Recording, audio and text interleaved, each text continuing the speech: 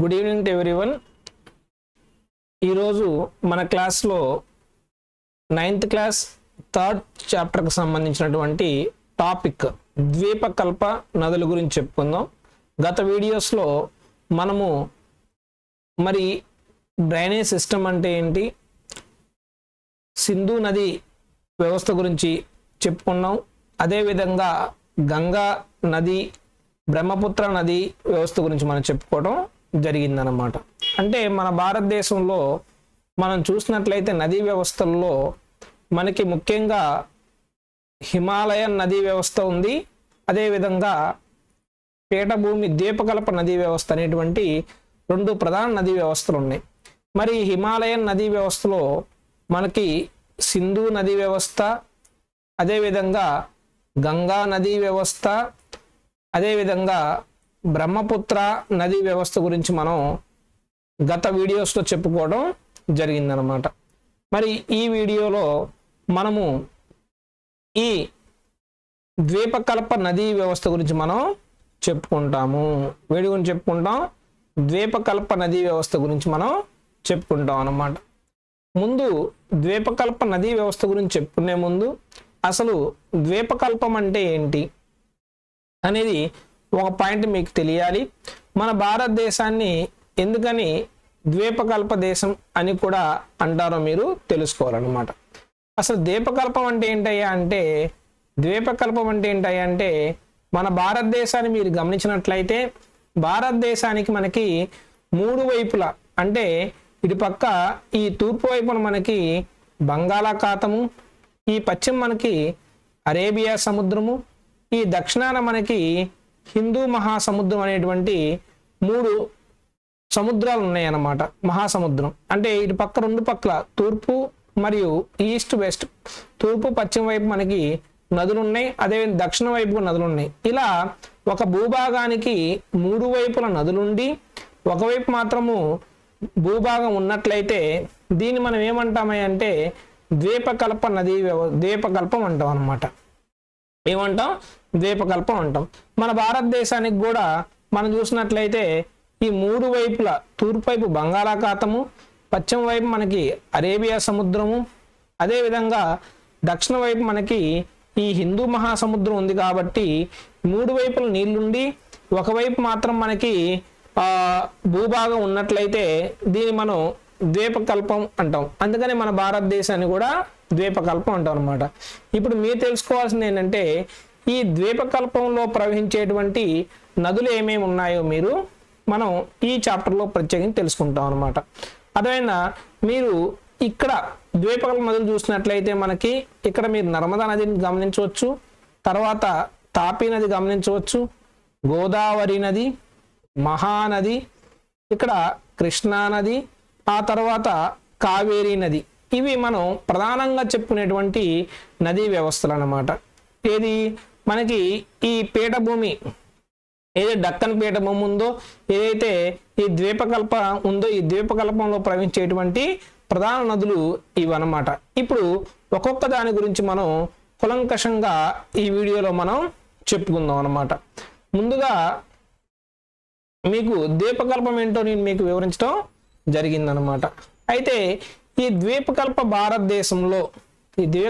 భారతదేశానికి ప్రధాన జల విభాజక క్షేత్రంగా మనకి ఏమున్నాయి? పశ్చిమ కనుమలు ఉన్నాయి అన్నమాట. ఏమున్నాయి?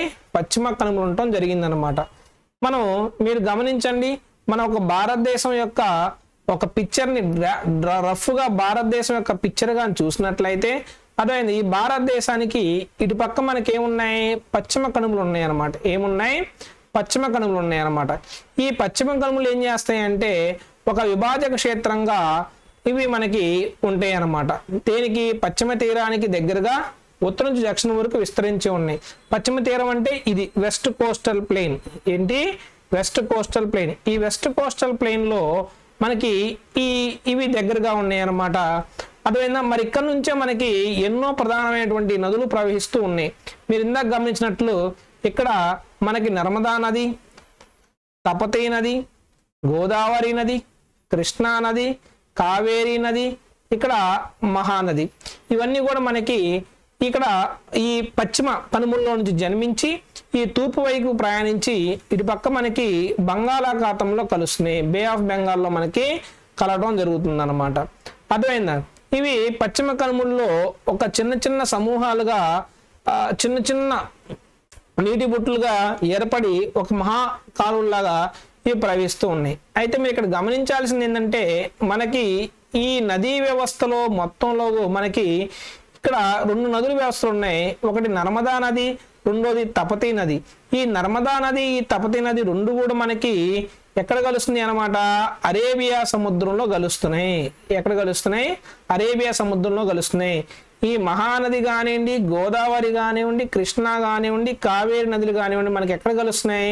బంగాళాఖాతంలో కలుస్తున్నాయి. ఎక్కడ కలుస్తున్నాయి? బంగాళాఖాతంలో కలుస్తుంది అనమాట. ఈ పాయింట్ మీరు గుర్తుపెట్టుకోవాల్సి ఉంటుందన్నమాట. ఓకేనా? అయితే ఇవి ఏంటి? పశ్చిమ దిశకి ప్రయాణించేటువంటి నదులు ఏవైతే ఉన్నాయో, ఈ పశ్చిమ దిశ వైపు ప్రయాణించే నదులు ఏవైతే ఉన్నాయో ఈ నదులు ఏం చేస్తుంటే ఉప్పు కొయ్యల్ని ఏర్పాటు చేస్తాయి. ఉప్పు కొయ్యలు అంటే ఏంటయ్యా అంటే మనకి నదికి అంటే ఎప్పుడైతే ఒక నది సముద్రం దగ్గర కలుస్తూ ఉంటుందో, ఇక్కడ నుంచి నర్మదా నది వెళ్తుంది కదా, ఈ నర్మదా నది ఈ పక్క సముద్రంలో కలిసేటప్పుడు ఈ నర్మదా నది ఏ నీళ్ళు తీసుకొస్తుంది?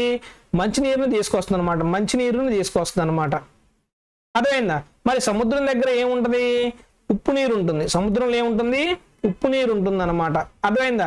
ఈ మంచినీరు, ఈ ఉప్పు నీరు రెండు కలిసేటువంటి ప్రాంతంలో మనకి కొన్ని కొయ్యల్ని ఏర్పాటు చేస్తూ ఉంటాయి అన్నమాట. అంటే కొన్ని దిబ్బల్లాగా ఏర్పాటు చేస్తూ ఉంటాయి అన్నమాట. ఏదైతే ఈ మంచినీరు ఉప్పు నీరు కలిసేటువంటి ప్రాంతం ఏదైతే ఉందో ఆ ప్రాంతాన్ని మనం ఉప్పు కొయ్యలు అని అంటాం అన్నమాట. అది మీరు గుర్తుపెట్టుకోండి. అదేనా? మరి ఇప్పుడు ఈ నదీ వ్యవస్థలో మనం నర్మదా నదీ వ్యవస్థ గురించి మనం చెప్పుకుందాం. నర్మదా నది వ్యవస్థ అనమాట. మరి ఈ నర్మదా నదిని మీరు గమనించినట్లయితే ఈ నర్మదా నది మనకి ఎక్కడ జన్మించిందయ్యా అంటే ఎక్కడ? మధ్యప్రదేశ్లో జన్మించింది. ఎక్కడ జన్మించింది? మధ్యప్రదేశ్లో జన్మించింది.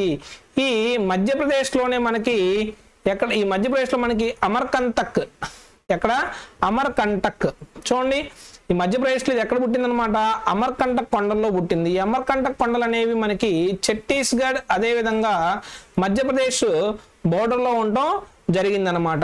మరి ఈ నీళ్లు ఈ పై కొండల్లో పుట్టినటువంటి ఈ నర్మదా నది చిన్నగా ఎట్లా ప్రవహించుకుంటూ అదే లోయల్లో ప్రవహించుకుంటూ వస్తూ ఉంటుందన్నమాట. అందుకనే మనకి పగులు లోయలో ప్రవహించేటువంటి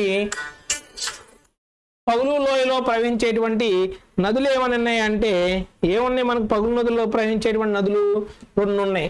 ఒకటి తపతీ నది. ఏంటి? ఒకటి తపతీ నది, రెండోది నర్మదా నది. రెండోది ఏంటి? నర్మదా నది. ఈ 2 నదులు కూడా మనకి ఎక్కడ ప్రవహిస్తూ ఉన్నాయి? ఈ పగులు లోయలో ప్రవహిస్తూ ఉన్నాయి అన్నమాట. ఇది చాలా సందర్భాల్లో మనకి బిట్టడం జరిగిందనమాట. అంటే పగులు లోయలో ఈ కిందిచ్చిన వాటిలో పగలు లోయల్లో ప్రవహించేటువంటి నదులు అని చెప్పేసి మనకి గోదావరి, మహానది, కృష్ణ, నర్మదా అనేటువంటి మనకి నదులు ఇవ్వడం జరిగింది. ఇప్పుడు ఆన్సర్ ఏమైంది మనకి? ఇక్కడ నర్మదా నది. ఏమైంది? నర్మదా నది. అలా ప్రవహించుకుంటూ వచ్చినటువంటి నర్మదా నది సముద్రంలో కలిసే మార్గంలో చాలా సుందరమైన ప్రదేశాలను ఏర్పాటు చేస్తుంది. చాలా అందమైన ప్రదేశాలను మనకి ఏర్పాటు చేస్తూ ఉంటుంది. చాలా అందమైన ప్రదేశాలు మనకి ఏర్పాటు చేస్తూ ఉంటుంది అన్నమాట. ఏంటిది? ఈ నర్మదా నది. మరి గార్జియస్ కొండ చర్యల్ని విరుచుకుంటూ అదే పెద్ద పెద్ద లోయలు ఏర్పాటు చేస్తూ ఉంటుందన్నమాట. మరి ఇది జబల్పూర్ సమీపంలో మార్బల్ రాక్స్ మరియు ఏటవాలుగా ఉన్న రాళ్లపై నుంచి దుమికి ప్రవహించేటువంటి దూదార్ జలపాతం మొదలైనవి మనకి దీని నర్మదా నది పైన ఉన్నాయన్నమాట. ఇది చాలా చాలా ఇంపార్టెంట్ బిట్. ఎందుకంటే ఇది ఇంతకుముందు మనకి గ్రూప్ 2లో కూడా ఇచ్చాడు బిట్. ఇది దూదార్ జలపాతం. అదేవిధంగా ఏమి ఇచ్చాడమ్మా మనకి? దూదార్ జలపాతము ఏ నది పైన ఉంది? దూదార్ జలపాతం ఏ నది పైన ఉంది అనమాట. ఏ నది పైన ఉంది మనకి? నర్మదా నది. ఏ నది పైన? నర్మదా నది పైన మనకి ఈ దూదార్ జలపాతం అనేది ఉండడం జరిగిందనమాట. అర్థమైందా? మరి నర్మదా యొక్క ఉపనదులు చాలా చిన్నగా ఉంటాయి. ఎక్కువ భాగం నిలువుగా ప్రధాన ప్రవహిస్తూ ఉంటుండే అనమాట. అర్థమైందా? నర్మదా నదీ పరిరక్షణ మిషన్ ను మధ్యప్రదేశ్ ప్రభుత్వం నమామి దేవి నర్మదే అనే పథకం ద్వారా చేపట్టింది అనమాట. ఇది మరి నర్మదా నది చూసినట్లయితే మనకి ముఖ్యంగా 2 రాష్ట్రాలు గుండా ప్రవహించుకుంటూ వస్తుంది అనమాట. ఒకటేంటి గుజరాత్, గుజరాత్ ఒకటి గుజరాత్లో ప్రవహిస్తుంది. రెండోది ఎక్కడ ప్రవహిస్తుంది అంటే మధ్యప్రదేశ్లో ప్రవహిస్తుంది, మధ్యప్రదేశ్. ఈ 2 రాష్ట్రాల్లో మనకి ఏం ప్రవహిస్తుంది? 2 రాష్ట్రాల్లో మనకి ఈ నర్మదా నది అనేది మనకి ప్రవహిస్తూ ఉందన్నమాట. ఇదండి ఓవరాల్గా నర్మదా నది గురించి బ్రీఫ్. మరి తర్వాత రెండో నది పేరేంటి? తపతీ నది ప్రవాహిక ప్రాంతం, తపతీ నది. ఈ తపతీ నది మనకి ఇది కూడా ఎక్కడ జన్మించింది? మధ్యప్రదేశ్లోనే. ఇది కూడా ఎక్కడ జన్మించింది? మనకి మధ్యప్రదేశ్. ఈ మధ్యప్రదేశ్లోనే మనకి సాత్పురా శ్రేణులు ఉన్నాయి. ఏంటి? సాత్పురా శ్రేణులు. ఈ సాత్పురా శ్రేణుల్లో మనకి బేతూల్ జిల్లా అనేటువంటి జిల్లాలో మనకి నర్మదా నది అనేది జన్మించింది అనమాట. అర్థమైందా? అక్కడ నుంచి మనకి ఉద్భవించడం జరిగింది. ఏంటిది? తపతీ నది. అర్థమైందా? ఈ నది కూడా చూడండి, మనకు డయాగ్రామ్ లో గమనించినట్లయితే ఈ నది కూడా మనకి ఎక్కడ? ఇది నర్మదా నది అయితే ఏంటిది? నర్మదా నది అయితే నర్మదా నదికి సమాంతరంగానే మనకి తపతీ నది కూడా ప్రవహిస్తూ ఉందన్నమాట. అర్థమైందా? అయితే దీని పొడవు చాలా తక్కువగా ఉంటుంది. అర్థమైందా? దీని నదీ ప్రవాహిక ప్రాంతం మనకి ముఖ్యంగా ఏ జిల్లాలో ఉన్నాయా, ఏ రాష్ట్రాల్లో ఉన్నాయంటే ఒకటి మధ్యప్రదేశ్లో ఉంది. అర్థమైందా? రెండోది మహారాష్ట్రలో ఉంది. ఎక్కడుంది? మహారాష్ట్రలో ఉంది. మూడోది గుజరాత్లో ఉందన్నమాట. ఎక్కడుంది? గుజరాత్లో కూడా మనకు ఉండటం జరిగిందనమాట. ఈ 3 రాష్ట్రాల్లో మనకి ఈ తపతీ నది అనేది మనకి ప్రవహిస్తుంది. ఏ రాష్ట్రాలు? మధ్యప్రదేశ్, గుజరాత్, మహారాష్ట్ర. అదేవిధంగా ఈ 3 రాష్ట్రాల్లో మరి పశ్చిమ కనుమలు మరి అరేబియా సముద్రం మధ్య తీర మైదానం చాలా ఇరుకైనవి కాబట్టి అందువల్ల తీర ప్రాంతాల నదులు చిన్నవిగా ఉండి సబర్మతి, మహి, భరత్పూర్ మరియు పెరియార్. ఈ సబర్మతి, మహి నదులు మనకి ఎక్కడ గమనిస్తాయి? ఎక్కడ ఉంటాయి? గుజరాత్లో ఉంటాయి. అర్థమైందా? ఓకేనా? మరి భరత్పూర్, ఈ పెరియార్ ఇవన్నీ కూడా, భరత్పూర్ అనేది తమిళనాడులో ఉన్నట్టుగా ఉంది. అదేవిధంగా పెరియార్ కూడా తమిళనాడు, కర్ణాటకలో మనకి కేరళ వాటిలో మనకి ప్రవహించడం జరుగుతుంది అనమాట. మీకు కరెక్ట్ ఇన్ఫర్మేషన్ కావాలంటే మీరు గూగుల్ చేసి ఒకసారి నాకు కూడా మీరు ఇది కామెంట్ సెక్షన్ చేయండి. ఏమేంటి? సబర్మతి నది ఏ రాష్ట్రంలో ప్రవహిస్తుంది? మహీ నది ఏ రాష్ట్రంలో ప్రవహిస్తుంది? భరత్పూర్ ఏ రాష్ట్రంలో ప్రవహిస్తుంది? పెరియార్ ఏ రాష్ట్రంలో ప్రవహిస్తుంది అనేటువంటి విషయాన్ని మీరు కామెంట్ సెక్షన్లో అయితే కామెంట్ చేయండి అనమాట. మరి ఇప్పుడు మీకు గోదావరి నదీ ప్రవాహిక ప్రాంతం గురించి నేను మీకు వివరిస్తాను. అర్థమైందా? మరి ఈ గోదావరి నది ప్రవాహిక ప్రాంతం అంటే ఈ గోదావరి నది అనేది అర్థమైందా ద్వీపకల్ప నదుల్లోనే అతి పొడవైన నది. అందుకని దీనికి మనం ఏమని పిలుస్తాము? దక్షిణ గంగాగా పిలుస్తాము. దక్షిణ గంగా అంటే దక్షిణ గంగాగా కానీ కూడా మనం పిలుస్తూ ఉంటాం అనమాట. దేన్ని? గోదావరి నది. అయితే ఈ గోదావరి నది పశ్చిమ కనుమల్లో జన్మించి, పశ్చిమ కనుమలు ఎక్కడ జన్మించింది? మహారాష్ట్రలోని నాసిక్లో జన్మించింది అనమాట. అర్థమైందా? మరి నర్మదా నది ఏ రాష్ట్రంలో జన్మించింది? మధ్యప్రదేశ్లో జన్మించింది అనమాట. తపతీ నది ఏ రాష్ట్రంలో జన్మించింది?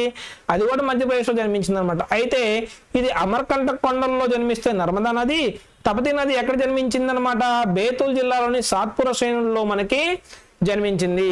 అయితే ఇప్పుడు గోదావరి నది ఎక్కడ జన్మించిందని చెప్పాలి మనం. గోదావరి నది మహారాష్ట్రలోని పశ్చిమ కనుమల్లో ఉన్నటువంటి నాసిక్ జిల్లాలో జన్మించింది. ఎక్కడ జన్మించింది? నాసిక్ జిల్లాలో మనకి జన్మించడం జరిగిందనమాట. అయితే ఇది దాదాపు 1500 కిలోమీటర్లు ప్రయాణించుకుంటూ వచ్చి ఎటువైపు కలుస్తుంది? బంగాళాఖాతంలో మనకి కలుస్తుంది. మరి ఇందాక మనం డయాగ్రామ్ కానీ చూసినట్లయితే మరి భారతదేశంలో పశ్చిమ దిక్కు ప్రయాణించే నదులు ఏమని చెప్పుకున్నాం? నర్మదా నది, తపతీ నది. ఈ 2 కూడా ఎక్కడ కలుస్తున్నాయి? వెళ్ళి ఈ అరేబియా సముద్రంలో కలుస్తుంది అనమాట. మరి తూర్పుగా ప్రవహించేనది ఈ గోదావరి నది ఎక్కడ కలుస్తుంది? వెళ్ళి ఎక్కడిది? బంగాళాఖాతంలో మనకి కలుస్తుంది.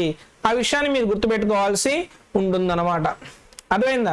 దీని ప్రవాహిక ప్రాంతం కూడా ద్వీపకల్ప నదుల్లో అతిపెద్దది. ఈ నదీ ప్రవాహిక ప్రాంతం ఎక్కువగా ఏ రాష్ట్రంలో ఉందన్నమాట? మహారాష్ట్రలో ఎక్కువగా సుమారు 50% నది కూడా మనకి మహారాష్ట్రలోనేది ఉంటుందన్నమాట. మరి ఒడిశా, ఆంధ్రప్రదేశ్ కొన్ని ప్రాంతాల్లో విస్తరించి ఉంది. గోదావరికి పూర్ణ, వార్ధ, ప్రాణహిత, మంజీరా, వెనగంగా, పెనగంగా వంటి అనేక ఉపనదులు కలుస్తాయి. ఇక్కడ పేర్కొన్న చివరి 3 ఉపనదులు చాలా పెద్దవి. అర్థమైంది? ఏమని? మంజీరా నది, వెనగంగా నది, పెనగంగా నది రెండు కూడా ఉపనదులు చాలా పెద్దవి. దాని పొడవు మరియు అది ఆవరించినటువంటి విశాల ప్రాంతం కారణంగా గోదావరిని ఏమని పిలుస్తారంటే దక్షిణ గంగాగా పిలుస్తారు. ఏమని పిలుస్తారు? దక్షిణ గంగాగా పిలుస్తారు. మీరు నోట్ మేకింగ్ చేసినప్పుడు, ఎవరైనా నోట్స్ రాసుకునేటప్పుడు మీరు ఎట్లా రాయాలంటే ఫస్ట్ నర్మదా అని హెడ్డింగ్ పెట్టండి ఒక బుక్లో, తర్వాత తపతి అని హెడ్డింగ్ పెట్టండి, తర్వాత గోదావరి హెడ్డింగ్ పెట్టండి, నెక్స్ట్ కృష్ణా అని హెడ్డింగ్ పెట్టండి, తర్వాత కావేరి అని హెడ్డింగ్ పెట్టండి, తర్వాత మహానది అని హెడ్డింగ్ పెట్టండి అనమాట. ఇక్కడ ఏం చేస్తారంటే ఆరిజిన్ అంటే ఎక్కడ జన్మించింది, వాటి యొక్క రాష్ట్రాల పేర్లు, కొండల పేర్లు రాయండి. అదే నర్మదా వచ్చేసరికి మనకి ఎక్కడ మధ్యప్రదేశ్లో అమరకంటక్ అనే దాంట్లో జన్మించింది కాబట్టి ఆ 2 పాయింట్లు రాయండి. తపతి నది ఎక్కడ? అది కూడా మధ్యప్రదేశ్లోని బేతుల్ జిల్లాలోని సాత్పుర శ్రేణిలో జన్మించిందని చెప్పేసి మనం ఒక పాయింట్ రాయాలి. ఇప్పుడు మనం కొత్తగా పాయింట్ ఏం చెప్పుకున్నాం? గోదావరి నది. మరి గోదావరి నది ఎక్కడ జన్మించిందయ్యా అంటే అర్థమైందా? వెస్టర్న్ ఘాట్స్, పశ్చిమ కనుమల్లోని ఉన్నటువంటి మహారాష్ట్రలో ఉన్నటువంటి ఎక్కడ? నాసిక్ జిల్లాలో జన్మించింది. ఎక్కడ జన్మించింది? నాసిక్ జిల్లాలో జన్మించింది అనేటువంటి పాయింట్ మీరు మెన్షన్ చేయాల్సి ఉంటుందన్నమాట. ఓకేనా? మరి తర్వాత కానీ మీరు చూసినట్లయితే ఉపనదులు ఏమైనా పేర్లు ఉంటే ఉపనదుల పేర్లు రాయండి. అర్థమైనా? దానికి సంబంధించిన ఇంపార్టెంట్ పాయింట్ ఏమైనా ఉంటే ఆ ఇంపార్టెంట్ పాయింట్ అండి. ఇక్కడ మనం ఇంపార్టెంట్ పాయింట్ రాసుకోవచ్చు. ఏది? దూదార్ జలపాతం గురించి మనం రాసుకోవచ్చు. అర్థమైందా?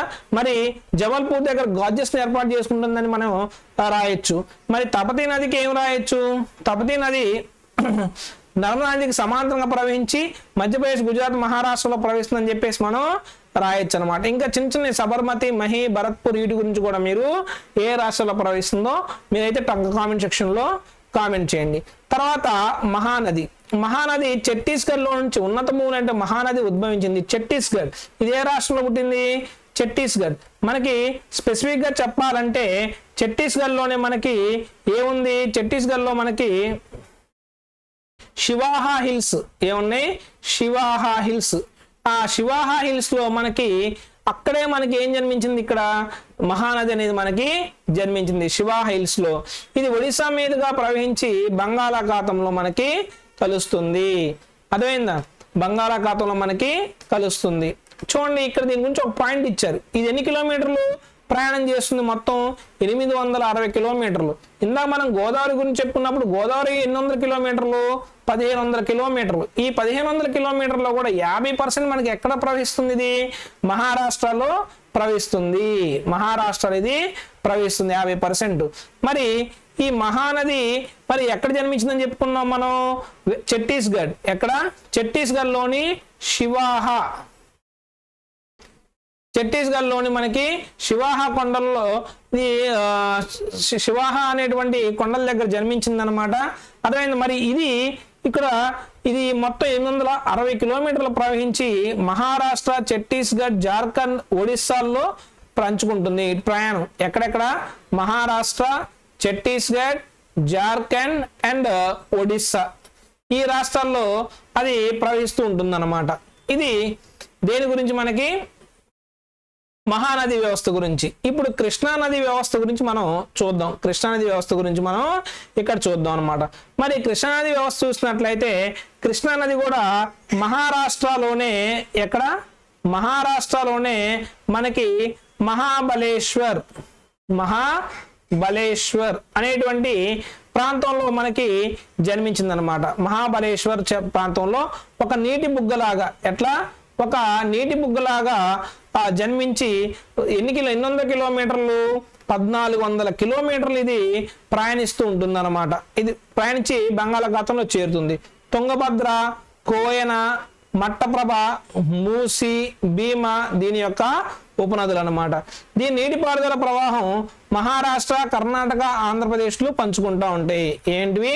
మహారాష్ట్ర, కర్ణాటక, ఆంధ్రప్రదేశ్. మహారాష్ట్ర, కర్ణాటక, ఆంధ్రప్రదేశ్ మనకి పంచుకుంటాయి అన్నమాట. మరి ఒక్కసారి క్విక్ గా బ్యాక్ సైడ్ పాయింట్స్ మనం రివైజ్ చేసినట్లయితే ఈ 3 నదులు ఏది?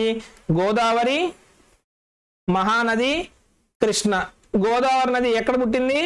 మహారాష్ట్రలో ఉన్నటువంటి నాసిక్ లో పుట్టింది అనమాట. అర్థమైందా? మరి ఈ మహానది ఎక్కడ పుట్టింది? ఎక్కడ ఛత్తీస్గఢ్లోని శివాహా హిల్స్, ఎక్కడమ్మా శివాహా హిల్స్ లో మనకి జన్మించింది. మరి ఈ కృష్ణానది ఎక్కడ జన్మించిందని చెప్పాలి, ఇది కూడా మహారాష్ట్రలో ఉన్నటువంటి మహాబలేశ్వరంలో ఒక నీటి బుగ్గలాగా జన్మించింది. మరి వీటి ప్రయాణం ఈ మూడు కూడా ఎక్కడ కలుస్తున్నాయి, వెళ్ళి బంగాళాఖాతంలోనే మనకి కలుస్తుంది అనమాట. అయితే ఈ గోదావరి అనేది 1500 కిలోమీటర్లు ప్రయాణిస్తూ ఉంటుంది. అదేవిధంగా మరి మహానది వచ్చేసరికి 860 కిలోమీటర్లు ప్రయాణిస్తుంది. ఎంత? 860 కిలోమీటర్లు ప్రయాణిస్తుంది. కృష్ణా వచ్చేసరికి 1400 కిలోమీటర్లు ప్రవహిస్తూ ఉంటుంది. అదేవిధంగా మరి ఎక్కువగా 1500 కిలోమీటర్లు ప్రయాణించి ఎన్నో జిల్లాలకి జీవనాధారమైనటువంటి ఎంతో మంది జీవనాధారం గోదావరి నదిని మనం దక్షిణ భారతదేశం అతి పొడవైన నది. అదే విధంగా మనం దీన్ని దక్షిణ గంగాగా మనం దీన్ని అభివర్ణిస్తూ ఉంటాం అన్నమాట. ఇది ఇంపార్టెంట్ అయినటువంటి బిట్ అన్నమాట. తర్వాత కావేరీ నది ప్రవాహిక ప్రాంతం, కావేరీ నది ప్రవాహిక ప్రాంతం అన్నమాట. ఈ కావేరీ నది మనం చూసినట్లయితే పశ్చిమ కనుమల్లో ఉన్నటువంటి బ్రహ్మగిరి శ్రేణుల్లో పుట్టింది, బ్రహ్మగిరి శ్రేణుల్లో పుట్టింది అనమాట. బ్రహ్మగిరి శ్రేణుల్లో పుట్టింది. అదేవిధంగా ఇది పుట్టి ఎక్కడ కలుస్తుంది, మీకు ఒక చిన్న డయాగ్రామ్ చూపిస్తాను. అర్థమైందా? మరి బ్రహ్మగిరి పర్వతాల్లో పుట్టినటువంటి కావేరీ నది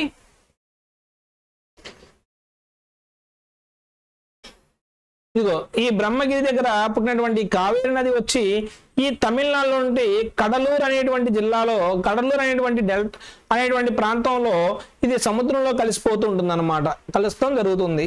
ఏది? కావేరీ నది. కావేరీ నది ఎక్కడ కలిసిందమ్మా? బంగాళాఖాతంలో కడలూరు. మరి ఇదేంత? 760. ఇదెంత? 760.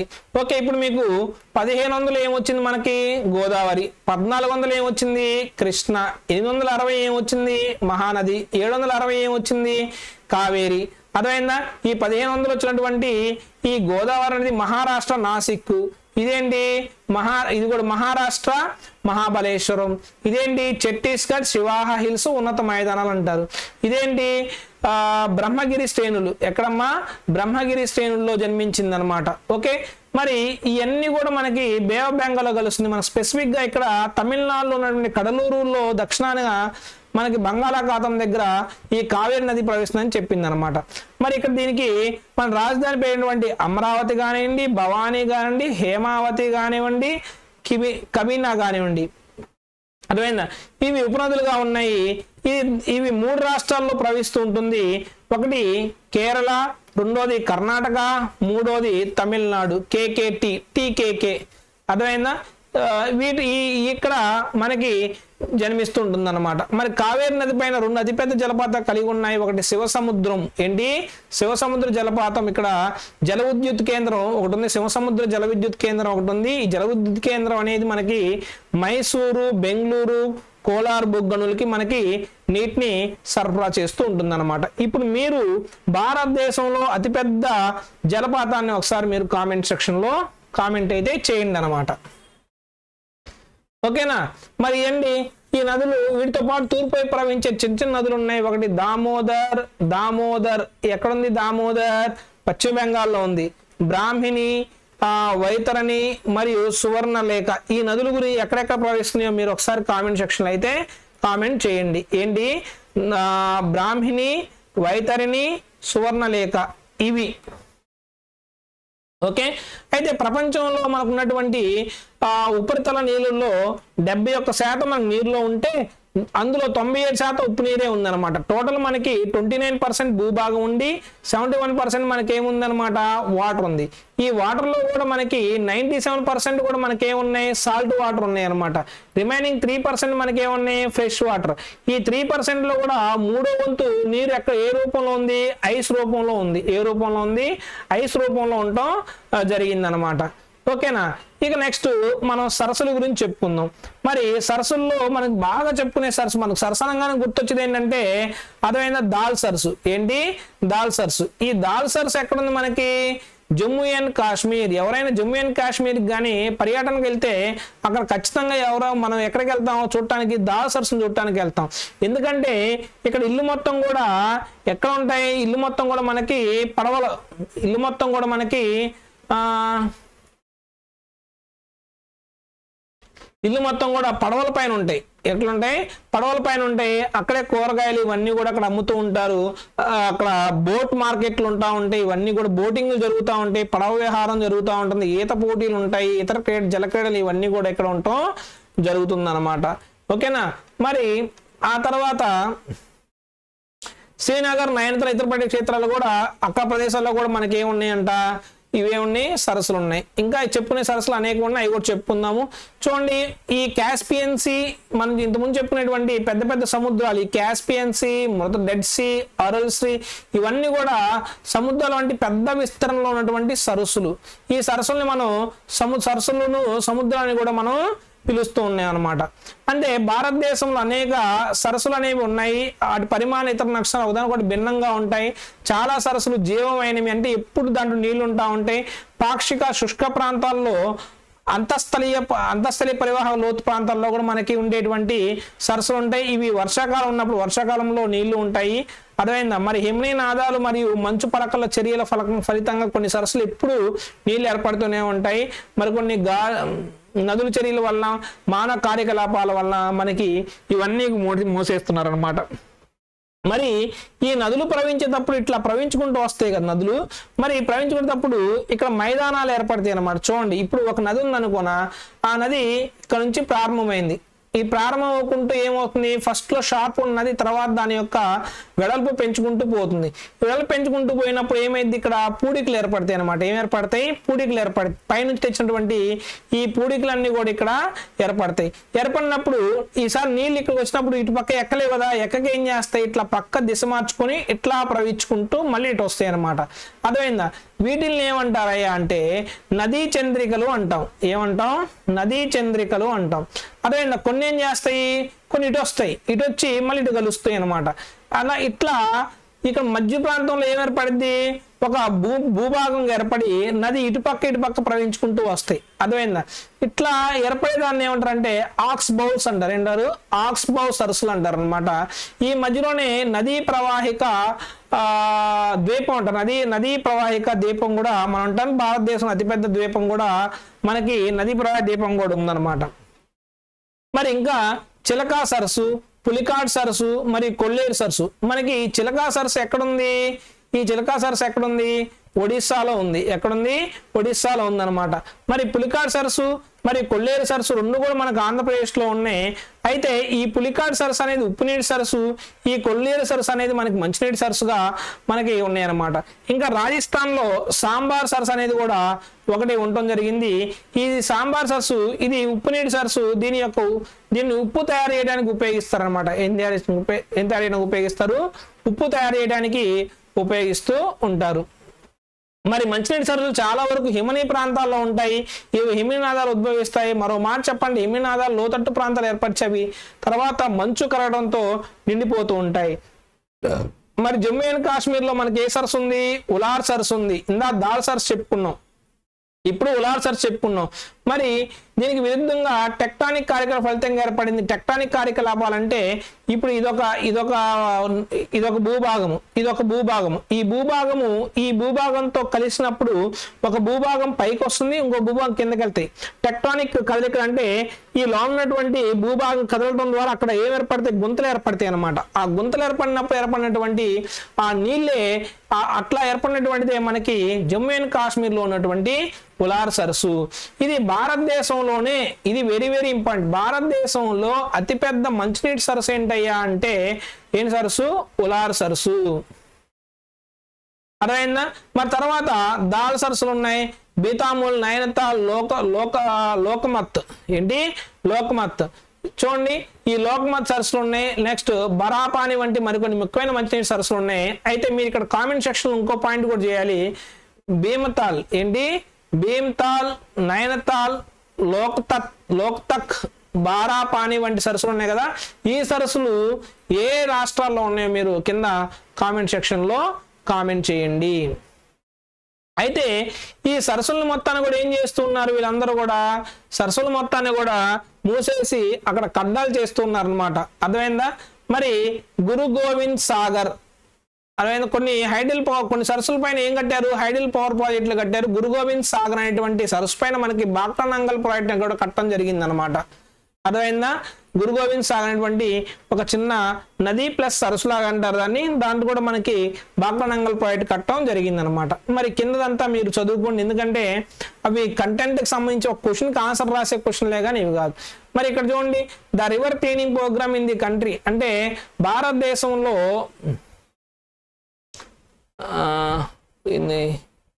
తెలుగు మీడియం అయిపోయింది. భారతదేశంలో గంగా కార్యాచరణ ప్రణాళిక GAP గంగా యాక్షన్ ప్లాన్ కార్యాచరణ ప్రణాళిక నీటి శుద్ధి కార్యక్రమం ప్రారంభించింది. 1995 జాతీయ నది పరిరక్షణ ప్రణాళిక ఇతర నదులు కూడా తీసుకోవడం గంగా కార్యాచరణ ప్రణాళికలకి విస్తరించింది.